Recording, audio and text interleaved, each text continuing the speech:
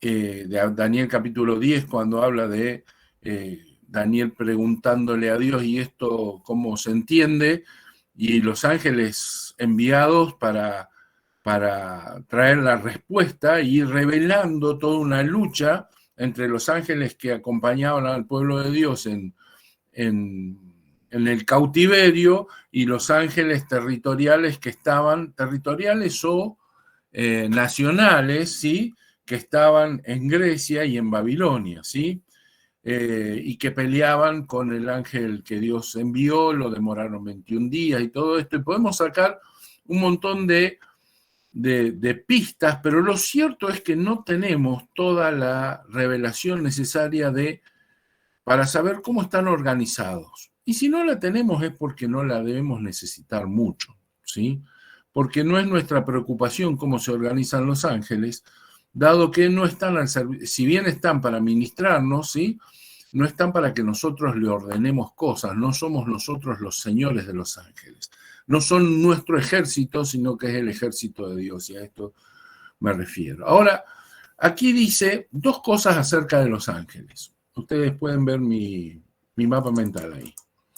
En primer lugar, dice, son espíritus litúrgicos. Usa la palabra griega litúrgico, ¿sí? Que va a desencadenar nuestra palabra en castellano, que es la liturgia. Y la liturgia tiene que ver con todo lo que se hace en el culto a Dios. Cuando se refiere al litúrgico, está hablando de esta atención especial que los ángeles tienen de la persona de Dios. Una idea de esto que son los espíritus litúrgicos lo podemos sacar del primer capítulo de Ezequiel. Ahí hay una descripción de lo que pasa en los cielos. Ezequiel tiene una visión de los cielos y no la puede describir, no le alcanzan las palabras. Sí, parece que está hablando de platos voladores, carros con ruedas de fuego que dan vuelta, que vienen, que van, que le atienden de esta manera al Señor en el trono, y no sé qué hacen. Parece ser casi indescriptible lo que los ángeles hacen en la presencia de Dios, en este trabajo o en este servicio litúrgico de la propia persona de Dios. Para con Dios son espíritus litúrgicos que fueron enviados para un servicio que no tiene no existe la palabra diaconal, ¿sí? En castellano, pero permítanme acuñarla, ¿sí? Son diáconos de los hombres, esto es, son servidores de los hombres, ¿sí? Enviados para servicio, enviados como diáconos. Son de carácter litúrgico para con Dios, pero de carácter diaconal, ¿sí? Para nosotros. Esto es, vienen a servirnos, sí. ¿Son nuestros siervos? No. No dice nunca eso la palabra. Pero sí dice que son los que van a atender nuestras cosas. Dice, enviados para servicio, ¿a favor de quién? A favor de aquellos que han de heredar la salvación. Por otro lado, dentro de estos ángeles que son espíritus, en un momento dice, el que hace a sus ángeles espíritu, ¿sí? Debemos considerar también, porque están dentro de este pasaje, no está en ese versículo, pero está más adelante, al que tiene el imperio de la muerte, esto es el diablo. Por un lado están los que sirven a Dios atendiendo su persona, por otro lado están los que fueron enviados a favor nuestro, pero por otro lado está el diablo y su ejército que conforman los enemigos de Dios. Y todos estos son ángeles. Ahora, ¿quién y cómo fueron creados estos ángeles? Colosenses 1:15 nos da una buena pista. Vamos a leer ahí. Sé que a David le encanta este pasaje, así que le voy a dar el gusto de leerlo, de recordárselo. Dice, hablando de Cristo, que Él es la imagen del Dios invisible, el primogénito de toda creación, ¿sí? Porque en Él fueron creadas todas las cosas, las que hay en los cielos y las que hay en la tierra, visibles e invisibles. Veamos o no, todo lo que se ve y todo lo que no se ve, lo que entendemos y no entendemos, lo que conocemos y lo que desconocemos, todas fueron creadas por Él y para Él. Y aclara, sean tronos, sean dominios, sean principados, sean potestades, dice. Todo fue creado por medio de Él y para Él. Y usa unas palabras muy interesantes. La primera es tronos, que es la palabra griega tronos, así que no hay mucho que echarle a la olla ahí, ¿sí?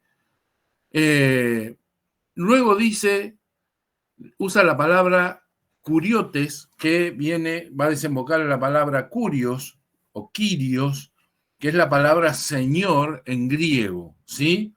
Son los dominios o los señoríos. Habla de reyes, habla de señoríos, y ahora va a meter la palabra arjé, que ya estuvimos hablando de eso, que son los principados. Arjé es la palabra principio, es la palabra con la cual arranca Juan diciendo, en el principio era el verbo. La traducción de los 70 dice, en el principio creó Dios los cielos y la tierra.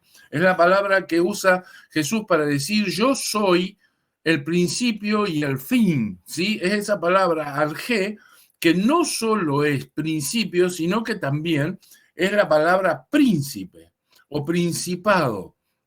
Es de donde sale, por ejemplo, la palabra arcángel, o donde va a salir el sumo sacerdote. Por eso es una palabra, un título o una palabra importante. Y luego habla también de las autoridades.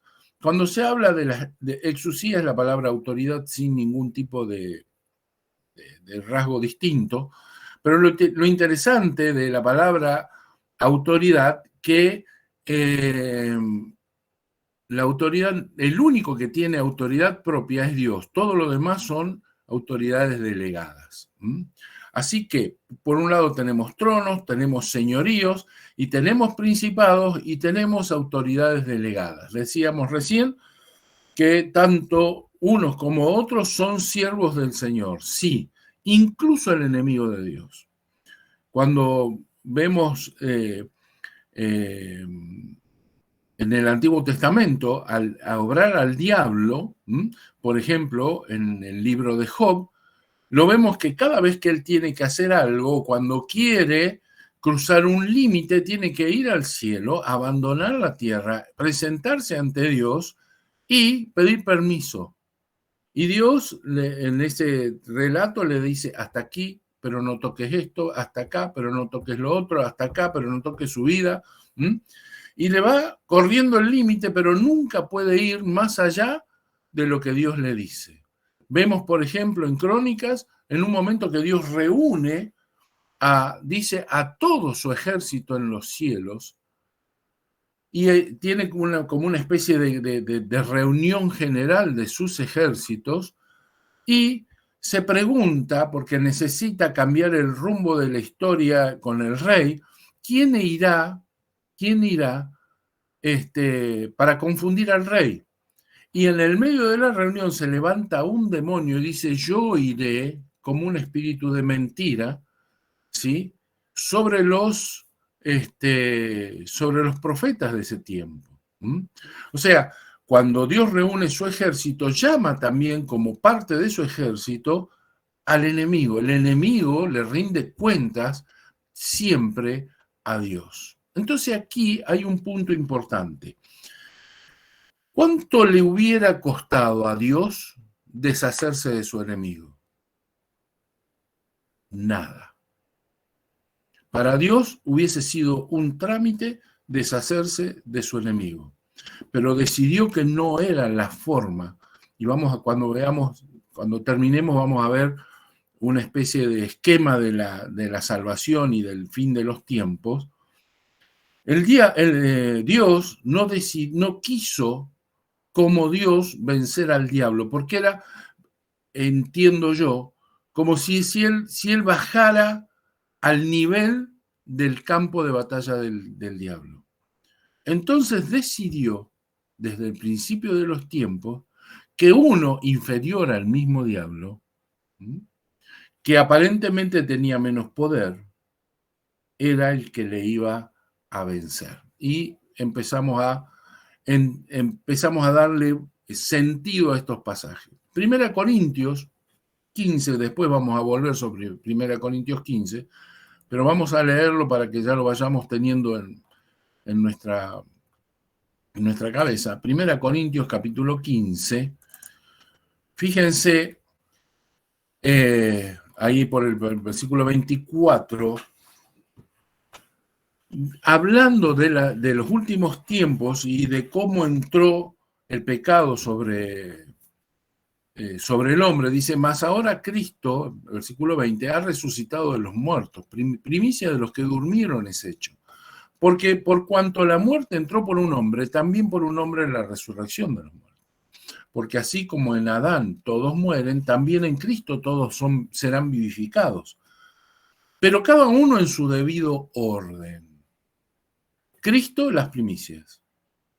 Luego los que son de Cristo en su venida. Luego el fin, cuando entregue el reino al Dios y Padre, cuando haya suprimido todo dominio, toda autoridad y toda potencia. Porque preciso es que Él reine hasta que haya puesto todos los enemigos debajo de sus pies, y el postrer enemigo que será destruido será la muerte, porque todas las cosas las sujetó debajo de sus pies. Y bueno, sigue, pero sujetó debajo, pero luego que todas las cosas le estén sujetas, entonces también el Hijo mismo se sujetará al que le sujetó a él todas las cosas para que Dios sea todo y en todo. Entonces, aquí es un poco que repite esto, pero usa otras palabras y utiliza la palabra argé, utiliza la palabra autoridad, exosía, y agrega la palabra dunamis, que es la palabra potencia. Discutía con un amigo mío si el diablo tiene o no tiene poder. Y bueno, hay toda una escuela acerca de esto. Yo no creo que el diablo no tenga poder. El diablo tiene poder. De hecho, se lo llama una potencia, dunamis, ¿sí? Y tiene cierta autoridad, pero como es bajo autoridad, esa autoridad está limitada. Lo que no tiene a veces, ¿sí? Por ejemplo, para tocarnos, como le pasó con Job, es autoridad para hacerlo, pero no porque no tenga poder sobre nosotros. No es que tiene poder sobre nosotros, sino que no tiene autoridad sobre nosotros. ¿Está? Y en tanto y en cuanto nosotros hagamos bien las cosas, iremos recibiendo autoridad para poder someter o sujetar o frenar en cierta medida al ejército del diablo. Pero por cierto, está presentado como un príncipe que tiene poder. No estoy haciendo una apología del diablo, estoy simplemente presentando a aquel al que Dios decide vencer con alguien menor que él. Entonces, ¿quiénes son los ángeles? Una breve descripción. ¿Quién es el Hijo que nos presenta Hebreos? Ahí lo presenta como el primogénito. Cuando en Juan capítulo 3 el Señor Jesús tiene que expresar la salvación, no se refiere a él mismo como el primogénito, sino que se va a referir a él como el unigénito. Porque de tal manera amó Dios al mundo que ha dado a su Hijo unigénito para que todo aquel que en él cree no se pierda, mas tenga vida eterna. Es el unigénito. Pero ¿cuándo? Porque es lo que Dios da. Dios da a aquel que es su único hijo. Pero cuando lo introduce en el mundo empiezan a pasar cosas distintas, porque ese unigénito que dice Colosenses, tiene toda la plenitud de la deidad, ¿sí? En él habita corporalmente toda la plenitud de la deidad, cuando ingresa al mundo tiene que adoptar, comprimirse y adoptar una nueva naturaleza, que es naturaleza humana, y esto no es menor en lo que venimos diciendo.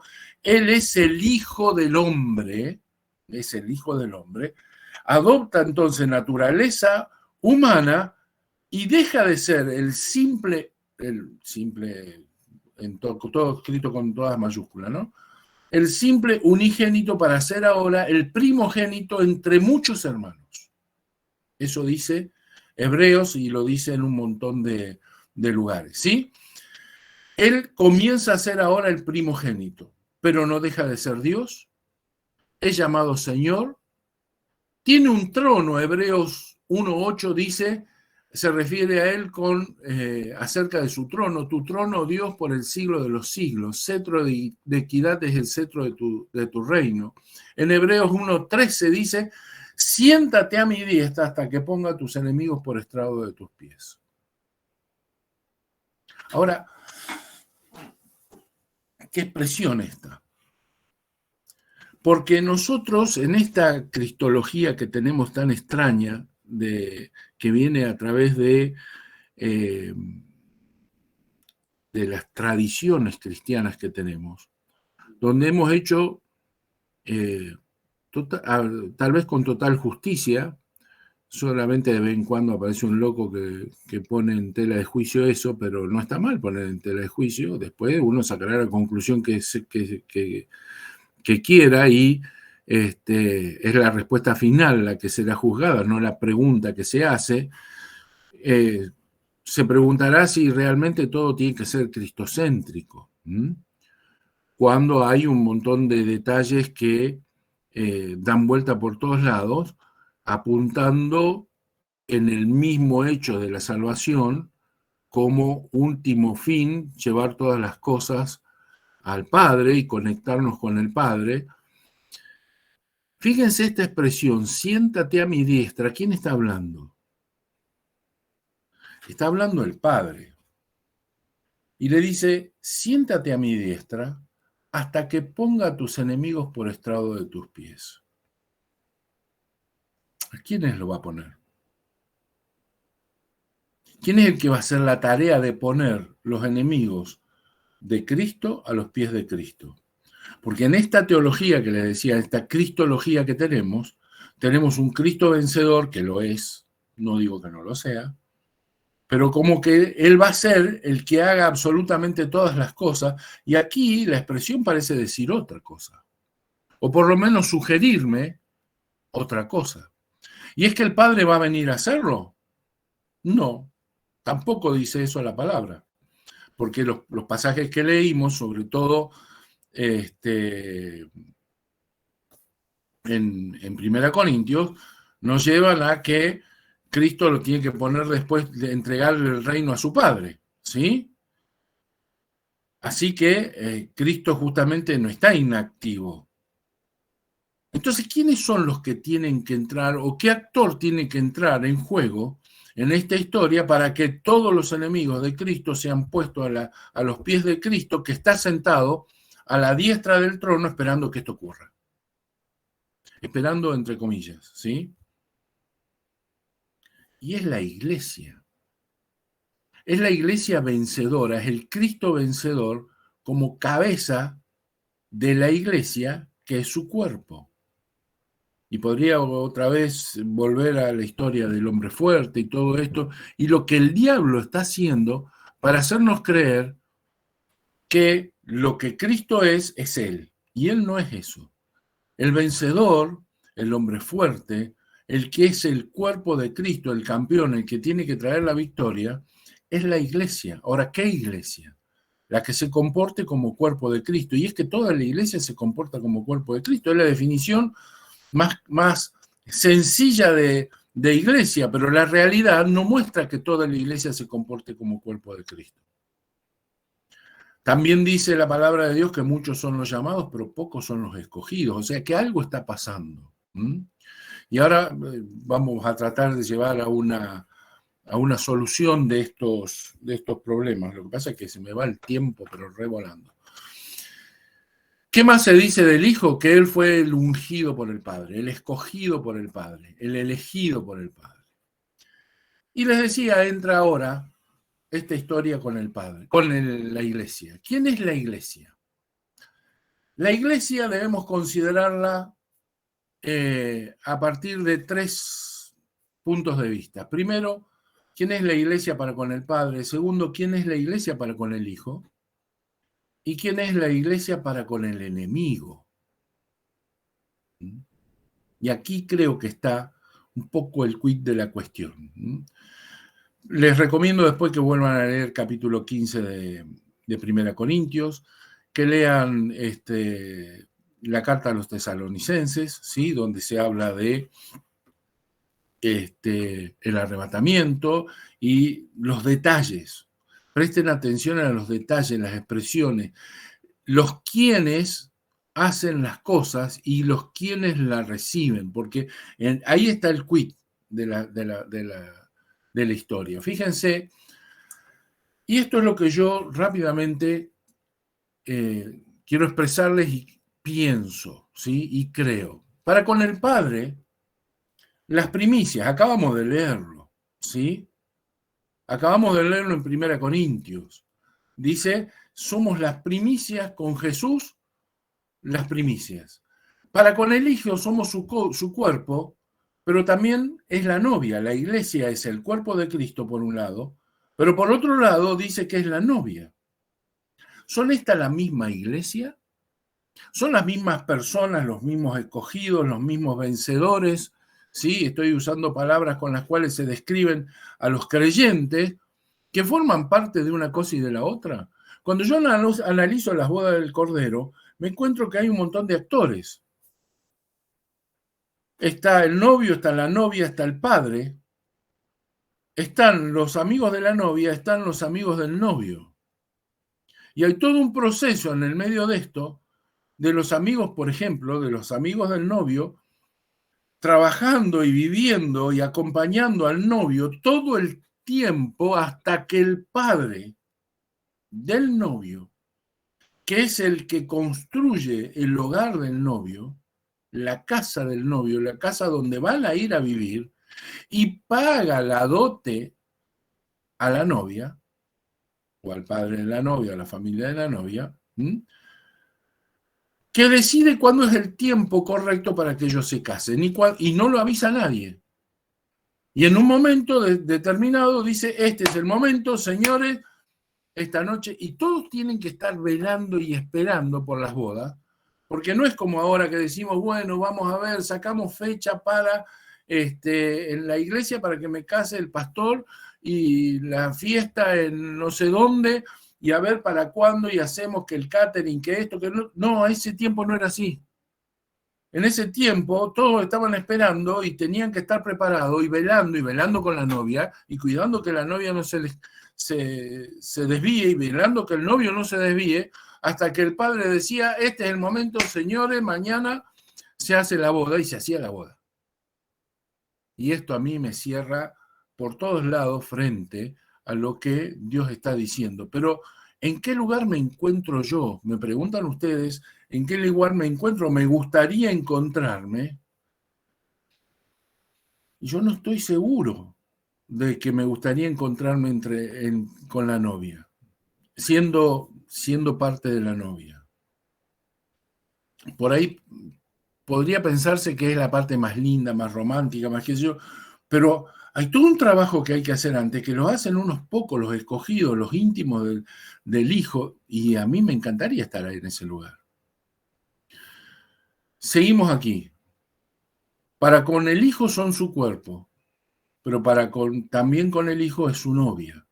Y a mí me late que no podemos ser las dos cosas a la vez. No podemos comportarnos como el cuerpo que hace lo que Cristo no terminó de hacer, y por otro lado, la novia con la cual finalmente el Hijo se va a casar. Ahora, ¿quién es la iglesia para con el enemigo? Ahora lo vamos a ver, es el Hijo varón, es lo que yo entiendo. ¿Cuál es su misión? terminar la obra de Cristo, predicar este evangelio hasta lo último de la tierra, Mateo 24, y vencer, como dice 1 Corintios, ¿sí?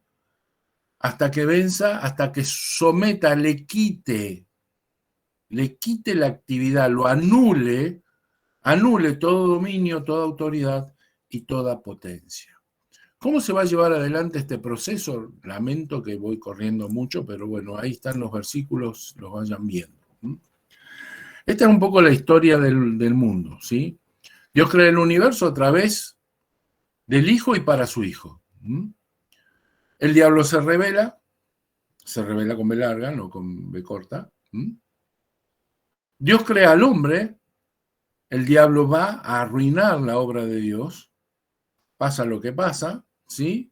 Entra el pecado en el hombre y Dios, cuando expulsa al hombre, también profetiza que un hombre nacido de mujer le vencería. Y desde ese primer momento Dios decide que Él no va a bajar a pelear con el diablo, sino que esta criatura que el diablo había arruinado sería la misma que le vencería. Sigue la historia de cómo Dios forma de entre los hombres a su pueblo escogido. Estamos hablando de los hebreos. Estamos hablando de los hebreos y lo que tienen la fe de los hebreos. Larguísima historia.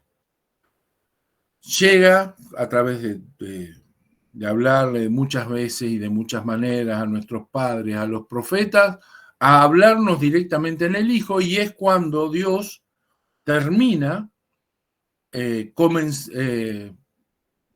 introduciendo a su Hijo en el mundo, ¿sí? Y da a su Hijo unigénito para traer vida eterna, Juan 3:16, y lo introduce como su primogénito. El primogénito es el Hijo del Hombre. Cuando se habla de hombre fuerte, una de las primeras cosas que a mí me resuenan mal en la cabeza es que nunca al diablo se lo puede llamar hombre, porque es un atributo del primogénito, no del diablo, ¿sí?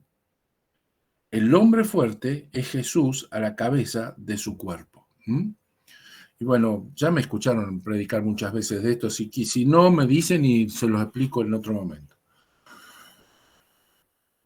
Introduce al primogénito como el Hijo del Hombre y, como dice Hebreos, lo hace un poco menor que los ángeles. Salmo 8, ¿sí?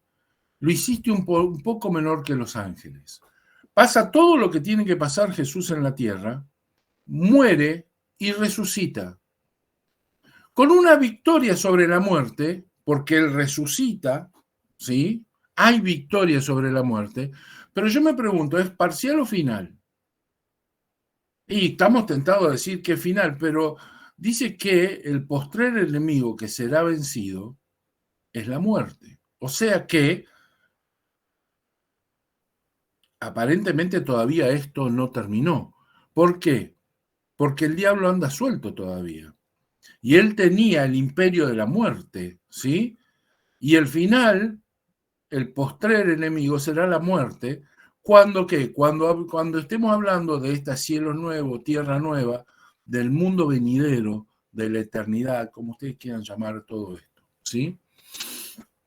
Se produce una victoria sobre la muerte, ustedes le ponen un sí o no a la pregunta de parcial o final, y establece la iglesia. Establece la iglesia como su cuerpo, ¿sí?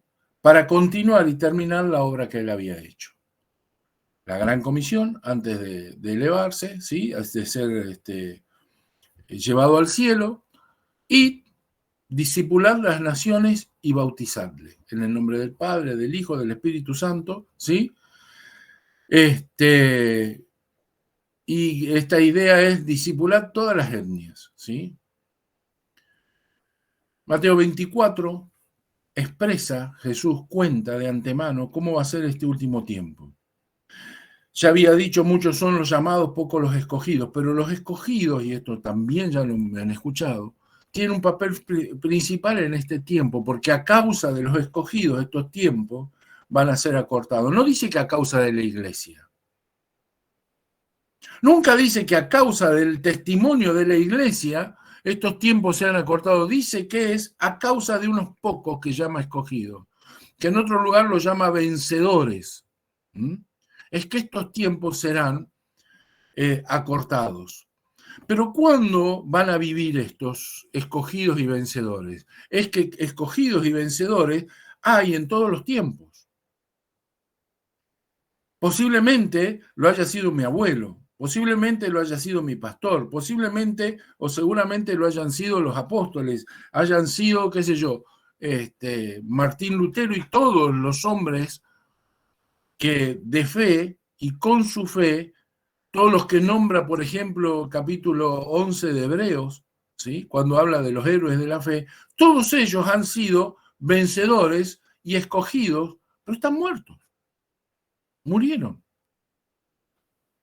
¿Y qué pasó con esos? ¿Los desecha el Señor? No. Y aquí viene el punto.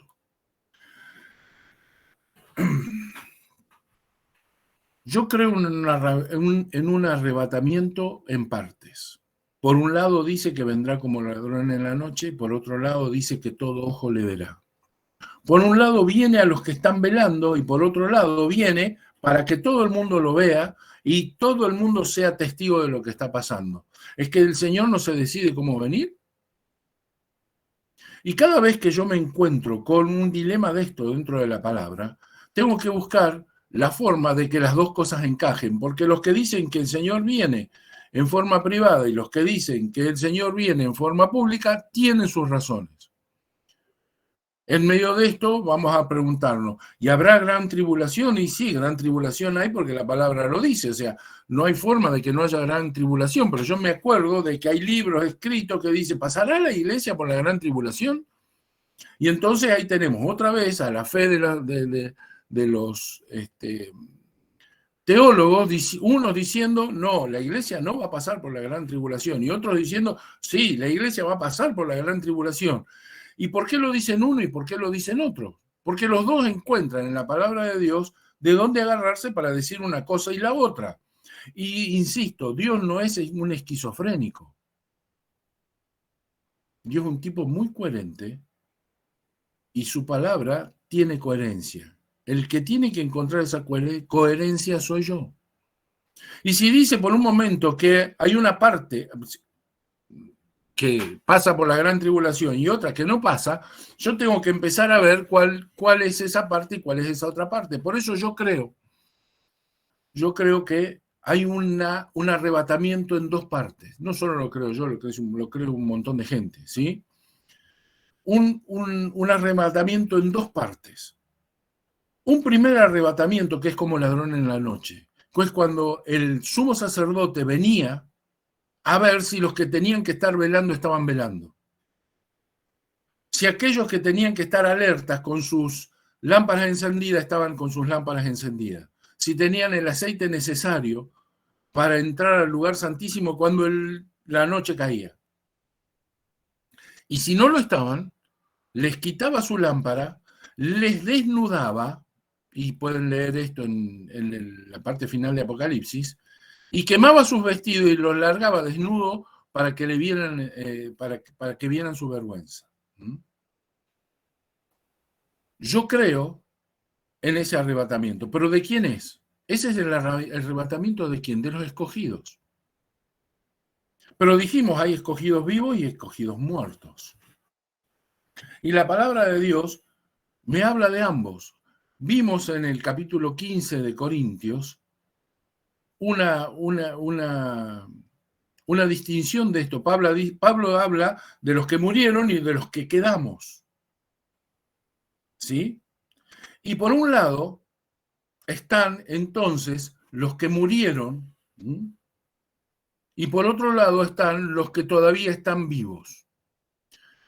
Capítulo 12 de Apocalipsis, ahí se habla de un pasaje complejo, ¿sí? Se habla de una virgen. Se habla de una virgen asediada por el dragón. Una virgen embarazada, asediada por el dragón, a punto de dar a luz un hijo. Y el dragón dice que desciende para comerlo ni bien nazca. Pero resulta que la Virgen da a luz y ese hijo varón que tiene es arrebatado por Dios a su trono, a la presencia misma de Dios en su trono, y la Virgen es llevada al desierto y protegida del asedio del dragón. ¿De qué está hablando? Ahora, acto seguido, capítulo 12, dice, se produce en el cielo una gran batalla. Se produce una gran batalla entre Miguel y el dragón en los cielos. Vamos a leer ahí ese pasaje porque es necesario. Después dice, versículo 7, hubo una gran batalla en el cielo. Miguel y sus ángeles luchaban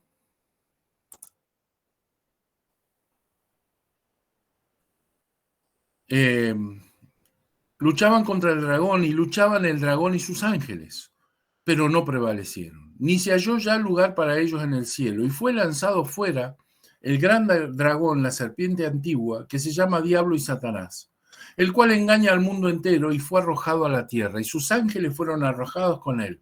Entonces oí una gran voz en el cielo que decía, ahora ha venido la salvación, el poder y el reino de nuestro Dios, y la autoridad de su Cristo. Fíjense que Cristo no interviene en la batalla, porque ha sido lanzado fuera el acusador de nuestros hermanos, el que los acusaba delante de nuestro Dios día y noche. Y ellos le han vencido. ¿Quiénes son ellos? Los acusados.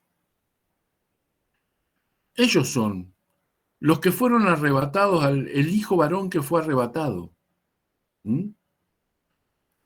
Y ellos le han vencido por medio de la sangre del Cordero y de la palabra del testimonio de ellos, y menospreciaron su vida hasta la muerte. Son los vencedores.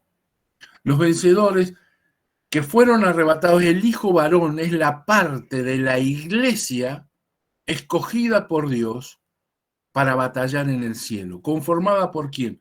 Primero por los que murieron. Y las primicias, que son los arrebatados vivos. En un primer arrebato, como ladrón en la noche, ¿sí? Yo velo para eso. Si me agarra en vida, yo quiero ser arrebatado ahí. Y si me muero, resucitaré con el hijo varón. ¿Está? Ese es mi problema. Ese es mi deseo personal. Yo quiero ser encontrado entre ellos. Yo quiero estar entre los que echen, expulsen al diablo y al dragón, ¿sí? Del cielo. Decíamos, desde el principio, el Señor, Dios, decidió que no iba a ser vencido por Dios mismo, sino que aquel que es un poco menor que los ángeles y la criatura a la cual él quiso arruinar será la que le expulse del cielo. ¿Lo podría haber hecho Dios? Sí, pero lo hizo más glorioso y lo va a hacer a través de su iglesia. No de su iglesia entera, sino de los escogidos. Pero hay un segundo arrebatamiento, sí, que es el del resto de los creyentes. Es el del resto de los creyentes con la boda del Cordero y todo esto que conocemos, ¿sí? Que no entraron en la batalla y que sabemos que se va a producir ¿cuándo?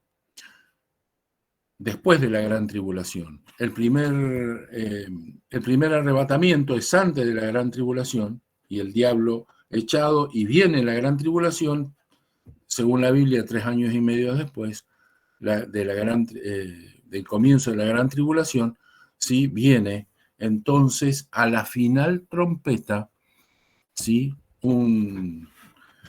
Yo creo que es una fiesta judía a la cual se está refiriendo, ¿sí? A la de las trompetas, que no tiene otro sentido que ese, porque de todas las fiestas, la única que no tiene una correlación con un hecho pasado, sino con un hecho por venir, es la fiesta de las trompetas. Y viene la victoria final de Cristo. ¿Mm? Y todo lo que conocemos, pero nos falta la última parte, que es la entrega del reino al Dios y Padre, de la cual habla 1 Corintios 15, un pasaje tremendo, ¿sí? Dice, luego el fin, pero cada uno a su debido orden. Cristo, las primicias, luego los que son de Cristo en su venida, fíjense las dos cosas, ¿sí?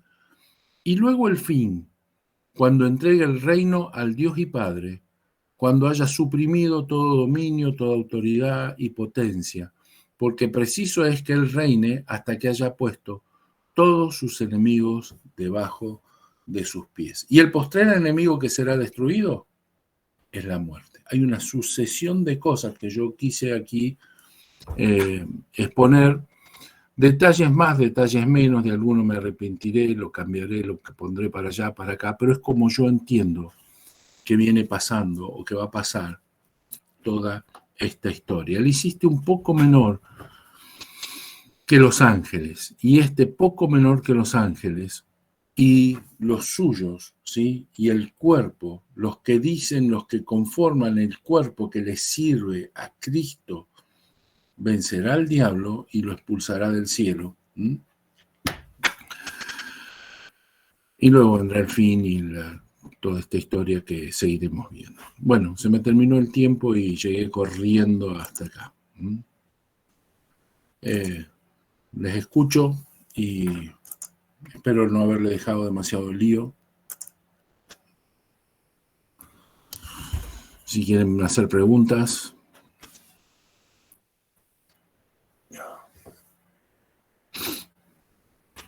Gustavo, qué gusto verte.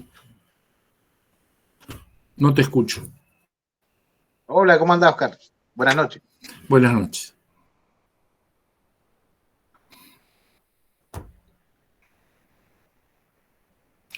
Muy bien. ¿No hay pregunta? Sí. Digo, si no hay preguntas. No, parece que no. Estamos ahí. Estamos claros, estamos claros. ¿O están ahí? Estamos clarísimos. ¿Qué pasa? Clarísimo. Bueno. Genial. No sé, Oscar. Sí. Isaías 35. Sí, no sé si lo recordás. A ver, pero lo busco. Si no me lo acuerdo, lo busco. 35:4. A ver.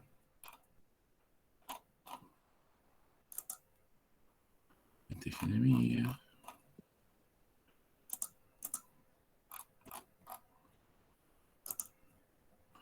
Sí. Es una profecía, ¿no? Sí. Eso se cumplió. Eso se cumplió. Cristo vino de esa manera. ¿Y qué dice el original? ¿Qué dice el original? Claro, porque... ¿Qué es lo que te molesta acá? No me molesta. O sea, es una profecía que se cumplió cuando dice, porque Dios mismo vendrá. Sí. Y os salvará. Sí. Se refiere a Jesús. Se refiere a Jesús, no cabe ninguna duda. Aparte, acabamos de verlo expresado claro, en el capítulo 1 de Hebreos con todas las letras.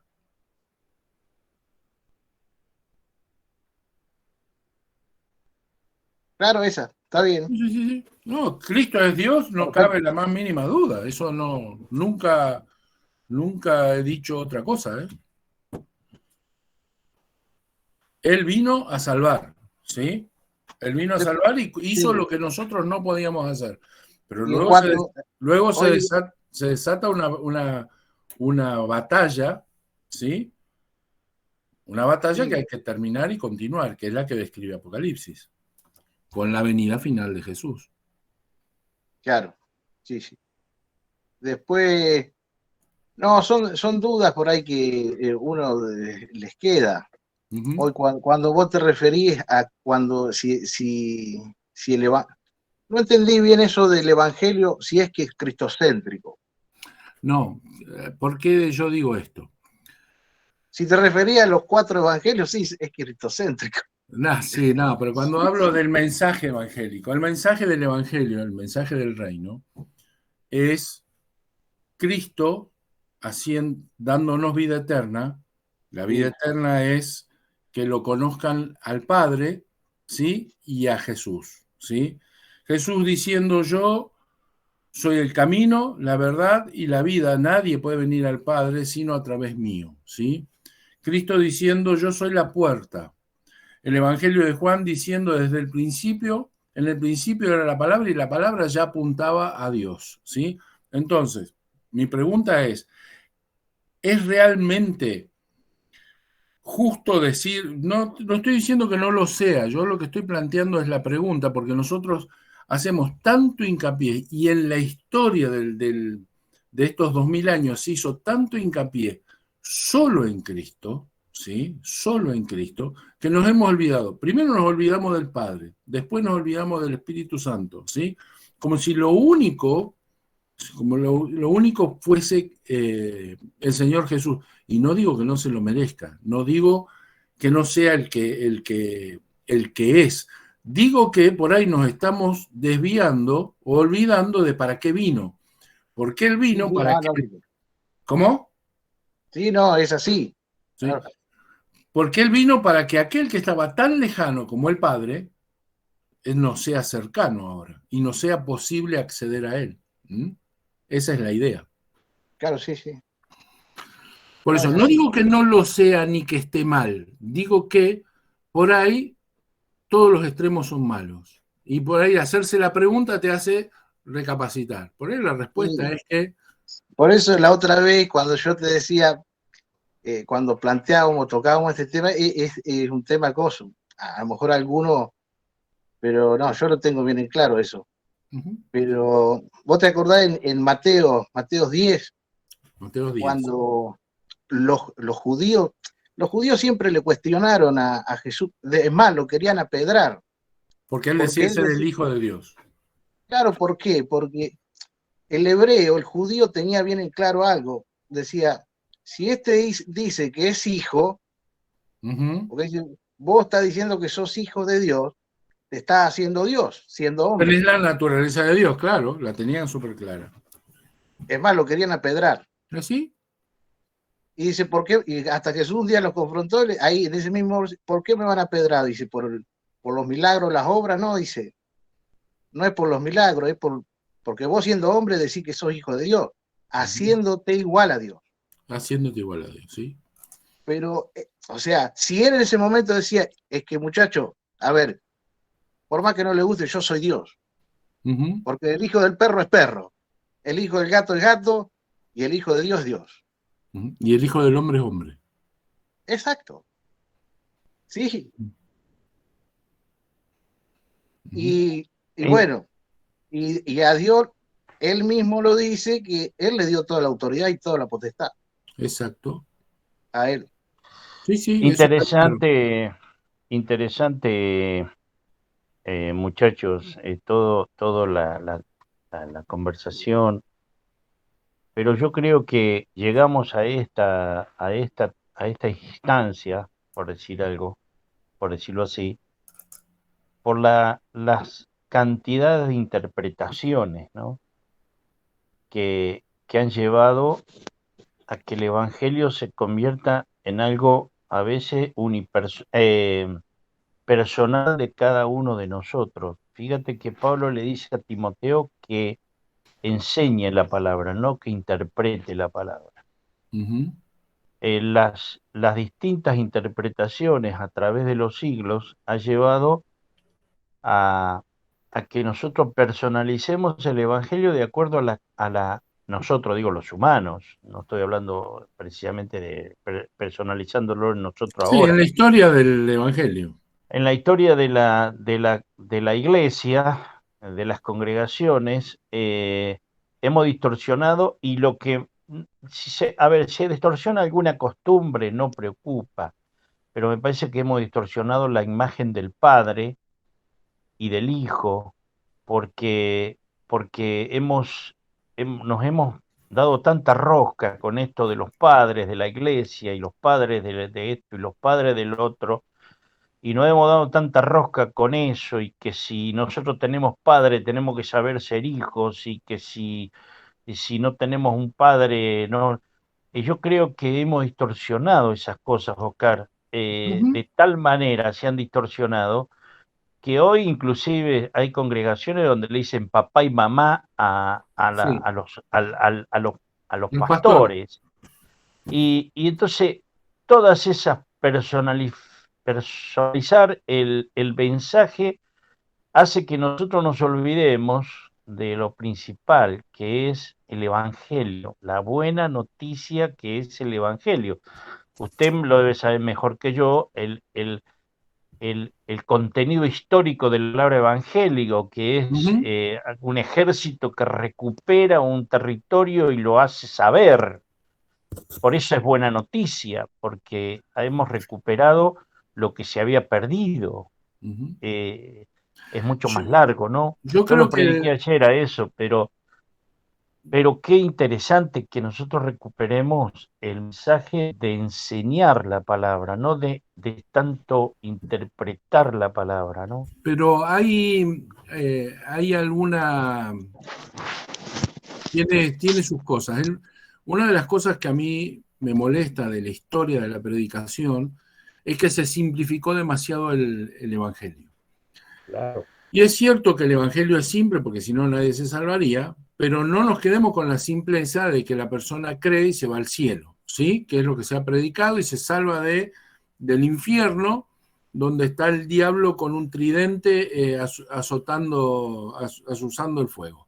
¿Ya está? Porque esa Bueno, es la idea. Esa es perdone la que le idea. corte esto, pero eso es lo que más se ha hecho presente porque la gente va a los cultos por miedo a irse al infierno. Bueno, y como no le podíamos explicar el Evangelio, se lo explicábamos en vez del Evangelio del amor, que tiene que ver con conocer a Dios, que es lo mejor que nos puede pasar, entonces predicamos el Evangelio del miedo. Cuando no nos funcionó el Evangelio del miedo, empezamos a predicar el Evangelio de te doy lo que necesitas.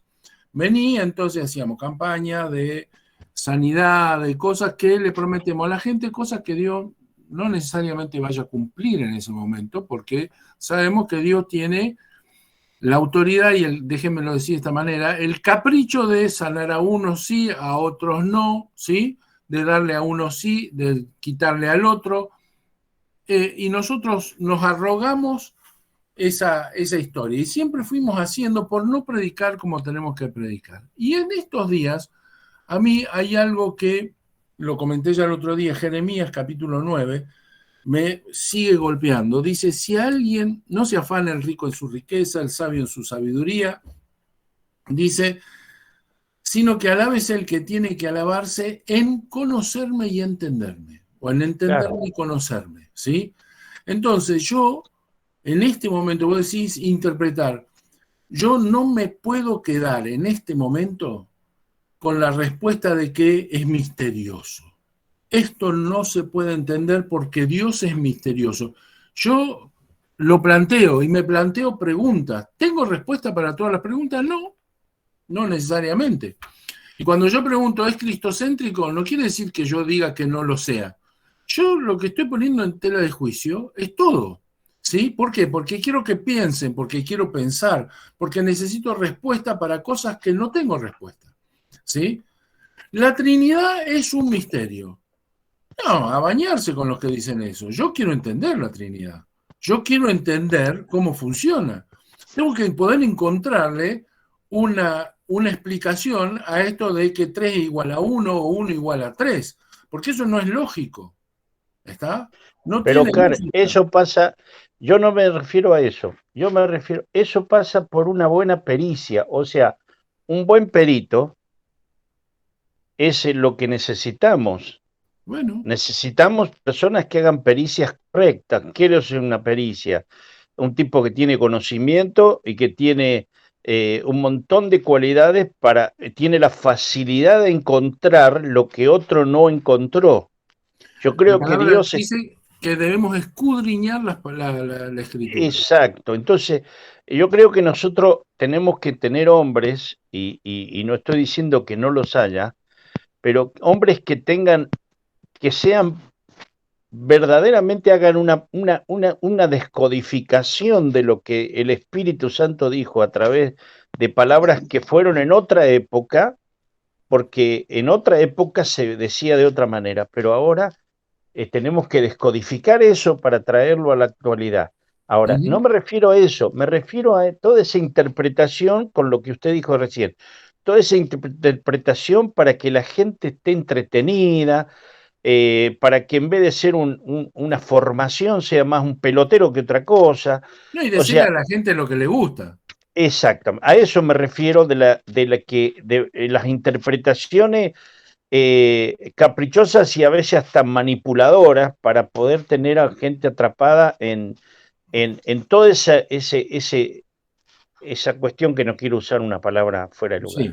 Pero bueno. Esta semana escuchaba a un científico, un doctor en física, hablando sobre ciencia.